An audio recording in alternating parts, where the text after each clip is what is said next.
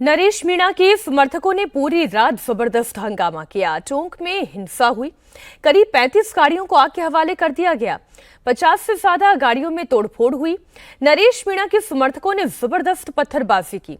रात भर बवाल किया। नरेश मीणा के समर्थकों की हिंसा में कई पुलिसकर्मी बुरी तरह से घायल हैं। उनियारा के समरावता गांव में जिस वक्त हंगामा हुआ उस वक्त रात को किस तरीके से बवाल मचा और उसको रोकने के लिए किस तरीके से फायरिंग हुई है कितनी बड़ी तादाद में, उसका सबसे बड़ा एग्जांपल इंडिया टीवी आपको दिखा रहा है। मैं जिस जगह मौजूद हूँ, मेरे पीछे आप देखिए, ये वही जगह है जहां पर मतदान हो रहा था। मतदान स्थल के पास यहाँ पर जम के हंगामा हो रहा था। अब आप देखिए रात को जिस वक्त बवाल हो रहा था उस वक्त किस तरीके से फायरिंग हो रही थी। ये देखिए तमाम जितने आंसू गैस के जो गोले छोड़े जाते हैं वो यहाँ पर पड़े हुए हैं। और देखिए आंसू गैस के गोले, ये देखिए ये टीयर शेल जो फेंके जाते हैं, ये आंसू गैस के गोले यहाँ पर कितने चलाए हैं उसके खोखे पड़े हुए हैं। ये देखिए सारे आंसू गैस के गोले चढ़े। इतना ही नहीं, जम के फायरिंग हुई है। ये देखिए ये कारतूस के खोखे, 12 बोर के कारतूस के खोखे। अब तक के सबसे बड़ी खबर मैं आपको दिखाता हूं कि किस तरीके से यहाँ पर फायरिंग हुई है, किस तरीके से आंसू गैस के गोले छोड़े हैं। बड़ी तादाद में यहाँ पर आंसू गैस के गोले छोड़े गए हैं। ये खोखे यहाँ पर सब पड़े हैं, जिसका गवाही दे रही है कि जम के फायरिंग हुई है। तो ये कारतूस के खोखे इस बात का प्रमाण है कि रात को फायरिंग हुई है, हवाई फायरिंग की गई है। उसके बाद आंसू गैस के गोले छोड़े गए हैं।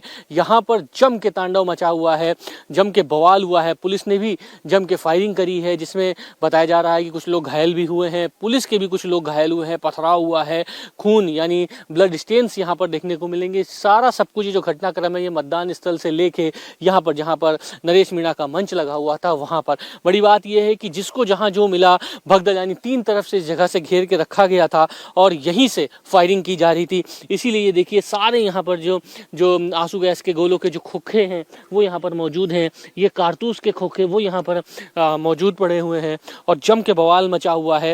अंदाजा लगाइए, ये कारतूस के खोखे आप देखिए, 12 बोर के कारतूस के खोखे यहाँ पर पड़े हैं। रात को पुलिस ने फायरिंग करी है उसके ये खोखे हैं। अब देखिए 12 बोर के ये खोखे दिखाई देंगे। अमूमन ये 12 बोर के जो खोखे होते हैं वो राइफल के होते हैं जो कि पुलिस कर्मियों के पास होते हैं, ये चलाते हैं। यानी हवाई फायरिंग जम के हुई है। ये इस मैदान में यानी मतदान स्थल के पास खेतों में पड़े हैं। जब लोग भाग रहे थे तब फायरिंग की गई है, हवाई फायरिंग की गई है। अब आप अंदाजा लगाइए किस तरीके का मंजर रहा होगा।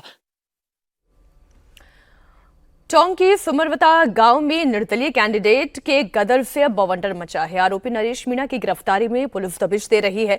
थप्पड़ कांड के ठीक बाद नरेश मीणा मीडिया के सामने आया और अपनी करतूतों पर माफी मांगने के बजाय थप्पड़ जड़ने की बात करने लगा।